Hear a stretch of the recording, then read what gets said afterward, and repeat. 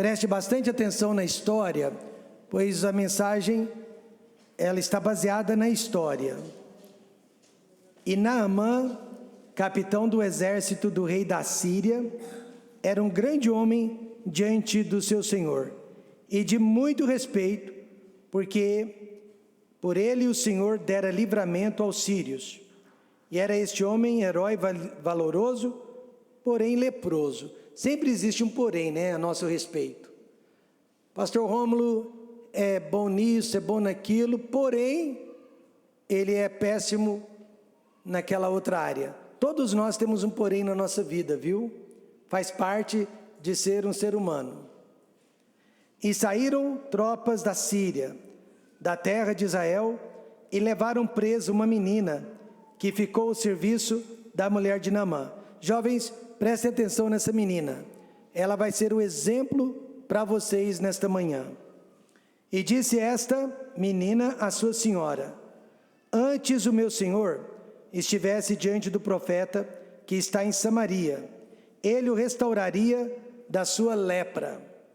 Então foi Naamã e notificou ao seu senhor, dizendo: assim falou a menina, que é da terra de Israel. Então disse o rei da Síria: vai, anda, e enviarei uma carta ao rei de Israel. E foi e tomou na sua mão 10 talentos de prata, 6.000 ciclos de ouro e 10 mudas de roupas.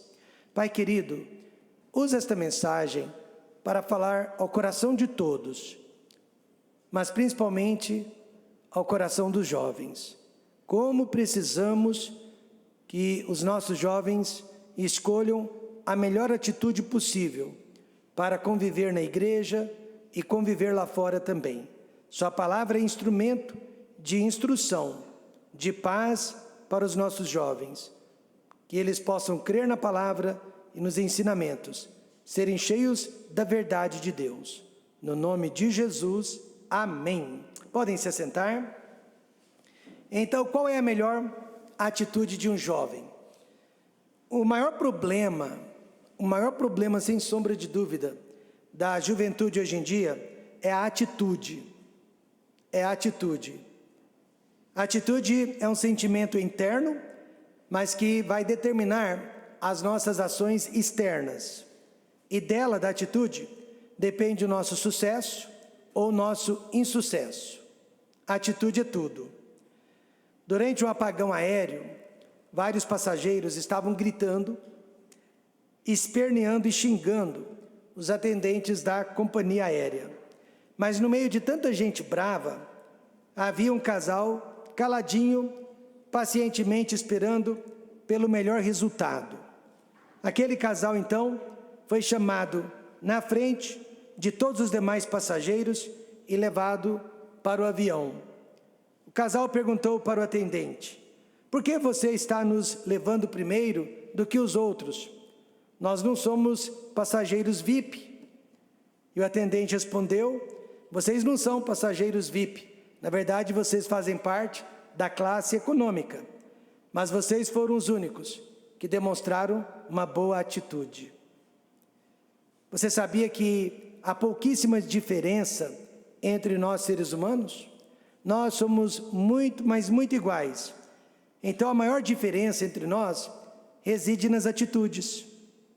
A nossa atitude mostra se somos salvos ou perdidos, se somos carnais ou espirituais, se somos pessoas de confiança ou desonestos. Por isso, precisamos cuidar muito bem das nossas atitudes. Olha o que o rei Salomão disse: sobre tudo que se deve guardar, guarda o teu coração, que quer dizer guarde a sua atitude, porque dele procedem as fontes da vida. A sua atitude vai levar você para a vitória, ou a sua atitude vai levar você para a derrota. Veja no texto, uma menininha, provavelmente de 12 a 15 anos de idade. Ela não era mais velha do que isso. Ela tinha no máximo 15 aninhos de idade. E ela demonstrou que é possível manter uma boa atitude mesmo nos piores momentos da vida. Ela foi feita de escrava. Ela não era escrava e ela foi levada à força de sua moradia, de sua casa, de sua terra, para uma terra estranha, onde ela se tornou escrava. Mas nem por isso ela perdeu o seu testemunho, nem por isso ela perdeu a sua paz, a sua dignidade. E ao invés de se tornar uma pessoa amarga, mal-humorada, uma jovem rebelde, ela se tornou uma jovem corajosa e amável. Quando eu estava na 4ª série do primário, hoje Fundamental 1, um coleguinha de classe era muito rebelde, desobedecia a professor o tempo todo. Ele era um problema para a classe inteira. Mas a professora dizia para nós que ele só era daquele jeito porque os pais tinham acabado de se divorciarem. Os pais estavam separados e isso estava trazendo muitos problemas emocionais para o menino, tadinho. Só que eu não engoli aquela história, porque na época os meus pais também eram separados. Eu também estava vivendo na casa dos outros, e nem por isso eu era rebelde. Não adianta então colocar a culpa da sua rebeldia, das suas más atitudes nos seus pais, e muito menos em outras pessoas fora de casa, na sociedade. A questão é a sua atitude. Você determina como vai ser a sua atitude. Se ela vai ser boa, se ela vai ser má, aprovada ou desaprovada pelos outros. Então a menina de Israel, ela teve 3 atitudes que todos nós, jovens e adultos, deveríamos praticar em nossas vidas. E a primeira atitude dela foi uma atitude de humildade. Verso 2 diz: e saíram tropas da Síria, da terra de Israel, e levaram presa, cativa, uma menina, que ficou ao serviço da mulher de Naamã. Naamã era o capitão dos soldados que haviam capturado aquela criança. Veja, o nome dela nem sequer foi citado aqui no texto. Ela foi chamada de uma menina qualquer. Poderia ter sido qualquer menina. Em algumas cidades do Brasil, Goiânia, por exemplo, o aniversário de 15 anos é uma data muito importante na vida de uma menina. Parece um casamento. Eu participei de várias festas de debutante. Parecia um casamento. O gasto era quase que de um casamento. Porque os pais fazem questão de mostrar que a sua menina não é uma menina qualquer. E ela está deixando de ser uma menina para se tornar uma moça muito especial na sociedade. Porém, a menina de Israel, ela era uma menina qualquer. Ela não tinha seus pais para festejar o seu aniversário de 15 anos. Ela era escrava e escravo não fazia aniversário. O escravo não tinha razão sequer para comemorar o dia do seu nascimento. E apesar da sua sorte, má sorte, ela era uma menina humilde. Como sabemos disso? Veja 2 atitudes de humildade na vida dela. Primeira, ela aceitou a injustiça. Ela aceitou o desaforo. Ela aceitou os maus tratos. Verso 2. E saíram tropas da Síria, da terra de Israel, e levaram presa, contra a vontade dela, uma menina, que ficou ao serviço, escrava, da mulher de Naamã. Então tudo indica que o exército da Síria matou os seus pais, matou os seus irmãos, deixando apenas ela com vida, mas porque ela seria útil, porque ela trabalharia como escrava do capitão do exército. Não é triste isso? Se havia então uma jovem com direito ao ódio, seria ela. Se havia então uma jovem com direito à vingança e rancor, seria ela. Mas ao invés de viver uma vida assim, amargurada, derrotada, ela preferiu perdoar os seus algozes. Ela preferiu ser uma menina humilde. Ela preferiu dispensar perdão para com aquelas pessoas que haviam lhe prejudicado. Isso aqui não é fantástico? Isso aqui é só por Deus. A menina de Israel aceitou ser uma escrava e uma órfã. O que a Bíblia diz? O que a Bíblia diz não é diferente do que ela fez. A Bíblia diz em Romanos 12, 20: portanto, se o teu inimigo tiver fome, dá-lhe de comer. Se tiver sede, dá-lhe de beber. Porque, fazendo isto, amontoarás brasas de fogo sobre a sua cabeça. O inimigo, ele fica perdido no meio de tanto amor, ele fica perdido no meio de tanta humildade, e ele não entende como que ele está sendo tão bem tratado, quando ele tanto maltratou. Alguns anos atrás, vários alunos da Universidade de São Paulo, USP, invadiram a reitoria da escola em nome de justiça. Hoje, se minhas filhas estivessem na idade de estudar, eu não faria questão que fossem para a USP. E vou explicar por quê. Esses alunos ficaram mais de 40 dias acampados dentro da escola, impedindo professores e outros alunos que queriam estudar. Finalmente, quando todos entraram em um acordo, os alunos deixaram a invasão, defendidos por certos partidos políticos. Mas aí a polícia descobriu que vários computadores e outros equipamentos foram roubados por esses mesmos alunos que queriam justiça. Em outras palavras, a juventude deseja justiça para si, mas não pensa na justiça para os outros. A menina de Israel não. Ela aceitou a injustiça para si, porque ela era humilde de coração. Amém, irmãos? E além disso, ela perdoou os seus inimigos, algo impossível de se fazer. Verso 3: e disse esta menina à sua senhora: antes o meu senhor estivesse diante do profeta Eliseu, que está em Samaria, e Eliseu o restauraria da sua lepra. Ela desejou o bem de Naamã. Ela desejou o bem de seu inimigo. Isso quer dizer que ela já o havia perdoado, não só por levá-la presa, transformá-la em escrava, mas por ter matado a sua família. Você só consegue desejar o bem de quem você já perdoou. Eu vejo jovens hoje em dia chorando por muito menos que isso, reclamando por muito menos que isso, desanimados por muito menos que isso. Gente, onde nós estamos? Precisamos criar filhos que tenham a espinha dorsal firme, que não se dobram facilmente. Amém, irmãos? Não podemos criar filhos casca de ovo, sensíveis, fracos. Não, nós estamos no mundo selvagem, e nós queremos criar nossos filhos para serem corajosos, humildes e cheios do Espírito Santo de Deus. Porque o mundo não é justo.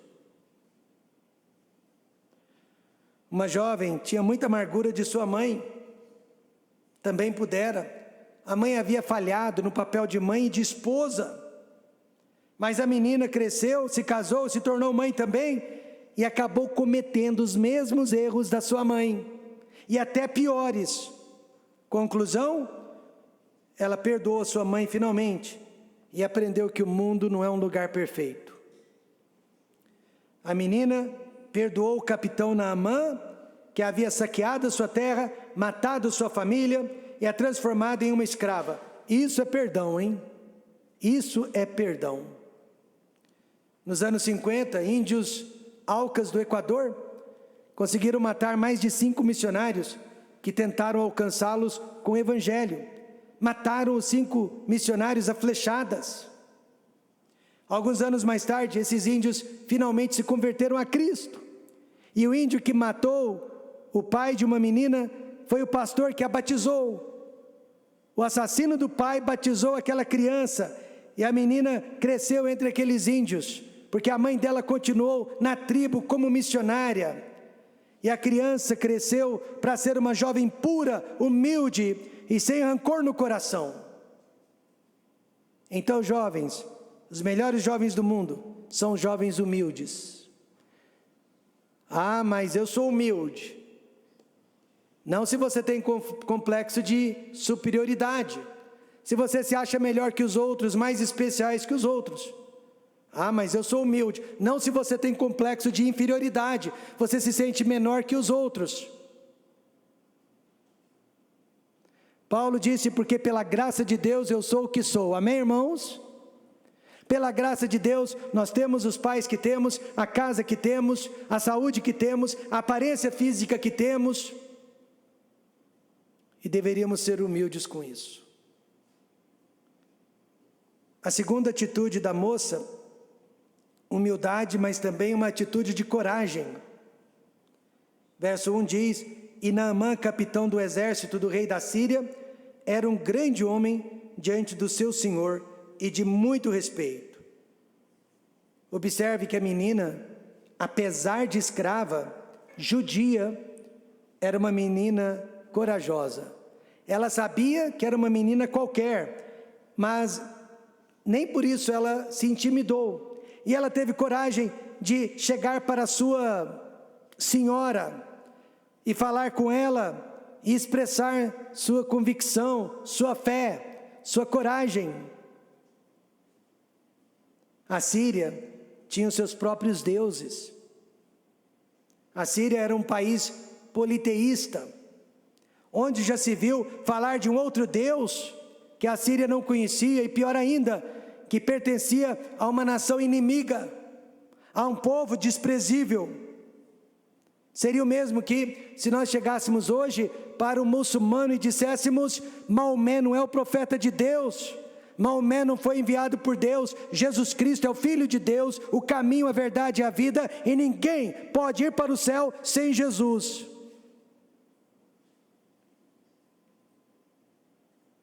Ela não morreu durante a invasão de Israel, mas ela poderia ter morrido aqui agora. Que audácia! Falar que não há cura na terra da Síria, não há Deus na terra da Síria que possa curar o capitão Naamã e dizer que a cura está em Israel. Que audácia dela, que coragem dela, amém, jovens? Hoje em dia nós temos muitos jovens com coragem para empinar uma moto, para fazer cavalinho de pau, ou levantar a bandeira de um partido político, ou a bandeira do arco-íris.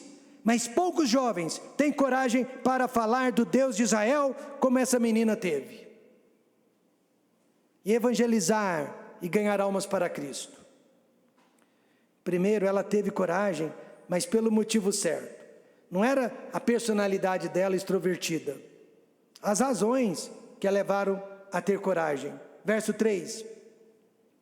E disse esta menina à sua senhora, antes do meu senhor estivesse diante do profeta Eliseu, que está em Samaria, Eliseu o restauraria da sua lepra. Que confiança, hein? Que fé, que coragem. O motivo dela era a cura.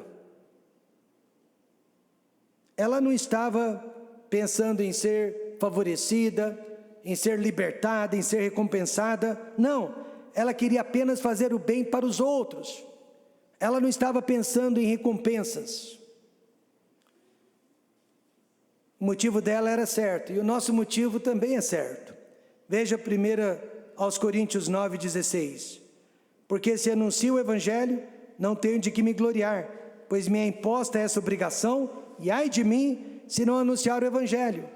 E ela deve ter pensado, ai de mim diante de Deus, se eu não anunciar para esta família que existe um Deus verdadeiro. Ai de mim se não anunciar para este casal que existe Deus em Israel. Mas não basta ter apenas o motivo certo. Ela teve coragem na hora certa, né? Ela não abusou da sorte, mas na hora certa. Ela já havia ganhado a confiança da sua senhora, através da sua humildade. Com certeza, o casal já confiava nela. Como sabemos disso? Porque eles deram ouvidos a uma escrava. Ninguém dá ouvidos a ninguém se não houver confiança. E eles deram ouvidos a uma escrava, a uma estrangeira, a uma criança. Quando eu fui ordenado, eu ainda era muito jovem, eu estava cheio de coragem. Todo recém-ordenado pregador é um neófito. Tem que ter muito cuidado com jovens recém-ordenados. Não é, pastor Márcio? Todos os jovens recém-ordenados, eles estão cheios de si mesmos. É um perigo, o jovem recém-ordenado. Eu estava cheio de coragem. Estava casado há apenas uma semana depois fui ordenado ao ministério. Aí eu me lembro que fomos jantar na cantina, churrascaria 605. O Cleto foi conosco. O Cleto, a Grace, pastor Jaime, dona Nancy. E lá na cantina 605, nós vimos numa outra mesa, assentados, o famoso jogador de futebol Sócrates, com uma amiga. E eu corajosamente pensei, eu nunca mais vou ter uma oportunidade de falar com Sócrates. Eu nunca vou ter uma oportunidade como esta de lhe dar uma mensagem do Evangelho. E corajosamente eu saí da nossa mesa, fui até a mesa do Sócrates. Ele não gostou, é claro, mas eu lhe dei um folheto, salvo e seguro, falei sobre Jesus e nunca mais vi o Sócrates. E alguns anos mais tarde ele veio a morrer, ainda jovem, prematuramente. Mas eu estava cheio de coragem naqueles dias. Quando se trata da palavra de Deus, nós temos que ter coragem. Paulo disse que pregues a palavra, instes, a tempo e fora de tempo. Alguém poderia ter me dito, olha, não é hora para isso. É sim. Que Deus então nos dê jovens com atitudes humildes, com atitudes de coragem, para falar de Jesus Cristo, sempre na hora certa e com o motivo certo. E por último, humildade, coragem e agora fé, muita fé. Ela garantiu que Eliseu iria curar a lepra de Naamã. Como que ela tinha essa certeza? Não tinha, era fé. A menina de Israel garantiu que Naamã seria curado, se tão somente procurasse o profeta de Deus. Então veja, muita fé, hein? Além de coragem. E se Eliseu não tivesse curado? Naamã teria voltado para a Síria e teria degolado aquela menina. Ela colocou a sua vida em risco, por causa de sua fé. Mas o que é fé, jovens? Hebreus 11:1 diz, ora, a fé é o firme fundamento das coisas que se esperam e a prova das coisas que se não veem. Ela esperava que Naamã fosse curado, portanto ela não podia ver isso. Os jovens, ainda mais nos dias de hoje, precisam de muita fé sobre o futuro. O que vai acontecer com o Brasil e o mundo, agora com o conflito no Oriente Médio, com a guerra na Ucrânia, a OTAN ameaçando revidar contra a Rússia e a China se aparelhando com a Rússia. O que será que vai acontecer com o Brasil e o mundo? Então veja, jovem, você precisa de muita fé sobre o futuro. O jovem que não tem fé agora, irá fazer muitas decisões erradas. Já vi muitos jovens se casando com a pessoa errada, escolhendo a profissão errada, por falta de fé em Deus. Falta de coragem, falta de humildade. A menina de Israel nos ensina então o que é fé. Primeiro, ela tinha fé que seria ouvida. Então disse o rei da Síria, vai, anda, e enviarei uma carta ao rei de Israel. Naamã gostou da ideia, quem não quer ser curado da lepra? Se eu tivesse lepra e fosse incurável, e alguém me dissesse que tem um profeta de Deus lá na China, que poderia me curar, eu acho que eu iria gostar da ideia, eu iria acreditar na palavra. Naamã gostou da ideia, mas ele tinha que receber permissão do rei da Síria para viajar para Israel. Agora, o rei aceitou a proposta. Foi um milagre ele ter acreditado na escrava também. Imagina um rei acreditando nas palavras de uma menina. Às vezes nós temos medo, de como as pessoas irão receber a palavra de Deus. Mas olha, pode ter certeza de uma coisa: a palavra de Deus nunca voltará vazia. Às vezes a pessoa pode rir de você, zombar de você, rejeitar o que você está falando na hora, mas alguma coisinha vai ficar no coração dela. Veja Isaías 55:11. Assim será a minha palavra que sair da minha boca. Ela não voltará para mim vazia, antes fará o que me apraz e prosperará naquilo para que enviei. Quando eu tinha 14, 15 anos de idade, eu trabalhava num escritório, e a chefe do escritório se chamava Márcia. E a Márcia e todos os demais funcionários zombavam muito da minha fé, zombavam muito da minha igreja, da minha crença. Alguns anos mais tarde, eu já estava casado, eu reencontrei a Márcia dentro de uma livraria cristã, a Livraria Cristã Missionária Unida, que ficava na rodoviária. E a Márcia estava casada, e ela estava dentro de uma livraria cristã, e ela me disse que havia se convertido a Jesus Cristo, e se casara com um pastor. Amém, irmãos? Você nunca sabe o que vai acontecer com a palavra que você deixou plantada até no coração dos zombadores. E ela tinha fé que Deus faria a obra. Verso 14, olha o que aconteceu. Então desceu Naamã, mergulhou no Jordão 7 vezes, conforme a palavra do homem de Deus Eliseu, e a sua carne tornou-se como a carne de um menino, e ficou purificado. Imagine a alegria de Naamã, quando olhou para aquela pele, cheia de colágeno, firme, durinha. Quando eu testifico para alguém, eu tenho certeza que aquela pessoa pode ser salva. Só depende dela. Romanos 10, 13 diz: porque todo aquele, qualquer um que invocar o nome do Senhor será salvo. Então eu sempre prego o evangelho, crendo que qualquer pessoa pode ser salva. Na primeira igreja que abrimos, eu visitei a prima de um membro da igreja. Ela se chamava Eneida. Naquela ocasião, a Eneida não aceitou a Cristo. Ela ouviu o evangelho todavia, mas não aceitou a Cristo. 13 anos mais tarde, eu visitei a Eneida novamente. Só que agora ela estava num quarto de hospital, batalhando contra um câncer terrível. Aí eu falei novamente do evangelho, e desta vez ela aceitou, ela orou, recebendo Jesus Cristo como Senhor e Salvador. Mas eu tenho certeza que tudo havia começado há 13 anos atrás. Há 13 anos. Então, jovens, Deus fará a obra. Nós só precisamos obedecer.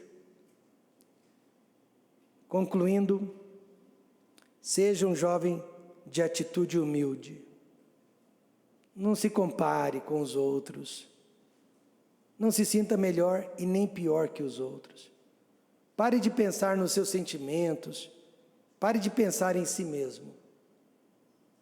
Pense em ser uma pessoa humilde, vazia de si mesma, cheia de Deus. Seja um jovem corajoso. Para de covardia, de medo, timidez. Erga a cabeça. Posso todas as coisas em Cristo que me fortalece. E seja um jovem de fé. Você não tem que ver para crer. Creia sem ver. As coisas vão acontecer no tempo de Deus. Lembre-se que você é igualzinho aos outros. A única diferença são as suas atitudes. Como melhorar a sua imagem? Ande com Deus. E como melhorar a sua atitude? Siga a Bíblia. Veja Salmo 119, verso 9. Vamos todos ler juntos? Todos juntos. Vamos nos colocar em pé. Terminar com este versículo. Todos lendo comigo. Salmo 119, 9. Prontos? Com que purificará o jovem o seu caminho, observando-o conforme a tua palavra. Siga esta palavra, você nunca vai se arrepender. Amém?